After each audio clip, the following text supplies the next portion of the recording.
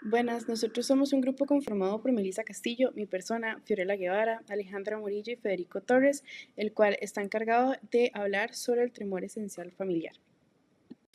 El tremor esencial familiar es un trastorno neurológico autosómico dominante que se presenta en pacientes con algún pariente que padezca de esta enfermedad. Su manifestación clínica más evidente son los temblores continuos en los miembros superiores principalmente, pero también puede llegar a encontrarse en cabeza y en la voz. Esta condición se caracteriza por ser crónicos y progresivos, que se manifiestan algún tipo de movimiento voluntario que el paciente vaya a hacer. Además, pueden llegar a causar deterioros cognitivos, pérdida de la audición o trastornos psiquiátricos sobre el paciente. Por otro lado, este trastorno suele ser normalmente confundido con otros como lo es el Parkinson. Algunas diferencias entre ellos pueden ser que el tremor esencial familiar es un trastorno lento y no degenerativo, mientras que el Parkinson es rápido y degenerativo.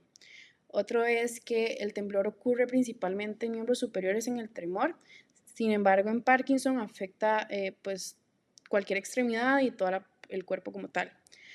El tremor es un temblor benigno, mientras que el Parkinson es invasivo. El tipo de trastorno neurológico en el tremor y en el Parkinson es neurodegenerativo. El tremor ocurre principalmente cuando se dan movimientos voluntarios en el tremor. En el Parkinson es cuando el paciente está en un reposo. Y en el tremor esencial tenemos ausencia de una bradiquinesia, mientras que en el Parkinson tenemos una presencia de bradiquinesia. Es importante aprender a diferenciar ambos trastornos para poder realizar un correcto diagnóstico sobre los pacientes.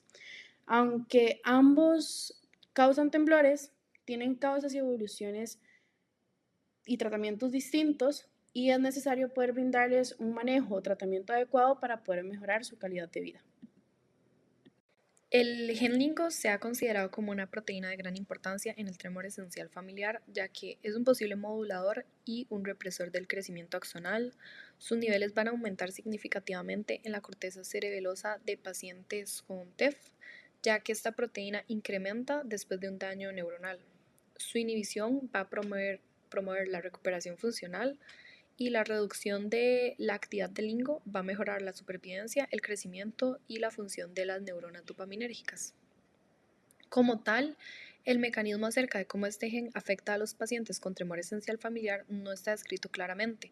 Sin embargo, se plantea que las mutaciones o polimorfismos en este gen podrían afectar las vías involucradas en el control motor. A pesar de los avances en la investigación del temblor esencial familiar, su fisiopatología sigue sin estar completamente esclarecida. Sin embargo, los estudios recientes han permitido el desarrollo de diversas teorías que explican segmentos clave de la disfuncionalidad que da origen a la enfermedad. Dos de los principales puntos de interés en la patogénesis del tremor esencial familiar incluyen la degeneración del tracto cerebelo-talámico y las modificaciones en la neurotransmisión GABAérgica, ambos mecanismos ampliamente estudiados en pacientes con tremor esencial familiar. Así que a continuación vamos a explicar tres de esas teorías prominentes que esclarecen las circunstancias y las razones que causan la enfermedad. Esas tres teorías son las siguientes: degenerativa, genética ambiental y GABAérgica. Hay evidencia suficiente para considerar que los trastornos neurodegenerativos en el tracto cerebelo-talámico pueden ser una causa del tremor esencial familiar. Se menciona que los pacientes que padecen esta patología a menudo también presentan síntomas asociados como ataxia, dismetría sutil y disdiaocinesia, que son características de trastornos cerebelosos degenerativos propiamente. Estos síntomas podrían explicarse por una disfunción en el núcleo dentado del cerebelo y en el tronco encefálico debido específicamente a la neurodegeneración en estas áreas, lo que va a ser nuestro causante de la actividad trémula. El temblor esencial es un trastorno con un fuerte componente genético, aunque su etiología también involucra factores ambientales. Entre esos factores se incluyen la exposición a alcaloides beta-carbonílicos, compuestos presentes en la carne. Se ha encontrado que el hermano, un alcaloide beta-carbonílico, está elevado en la sangre y el cerebelo post-mortem de pacientes con esta enfermedad, sugiriendo su implicación en la fisiopatología de esta. Otro alcaloide importante es la armalina.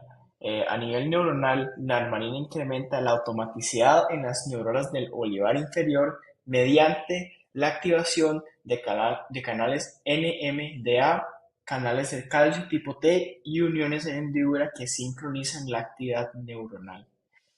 Las uniones en hendidura en el olivar inferior permiten la comunicación eléctrica entre neuronas y son reguladas por aferencias GABAérgicas, las cuales hablaremos más tarde, que provienen de los núcleos profundos del cerebelo. Aunque la eliminación de esas uniones reduce la sincronización neuronal, no detiene completamente el temblor inducido por armalina, lo que sugiere la participación de circuitos cerebrales más amplios en la generación del temblor.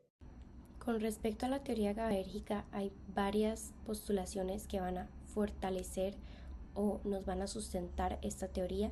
En primer lugar, tenemos que hay fármacos que han sido utilizados en varios estudios que van a aumentar la emisión de GABA, y entonces los fármacos que incrementan la emisión de GABA, tales como los moduladores alostéricos positivos de los receptores GABA-A con la subunidad alfa 6, han mostrado mejorar el temblor en modelos animales como lo son en los ratones para animales que van a padecer de tremor esencial familiar.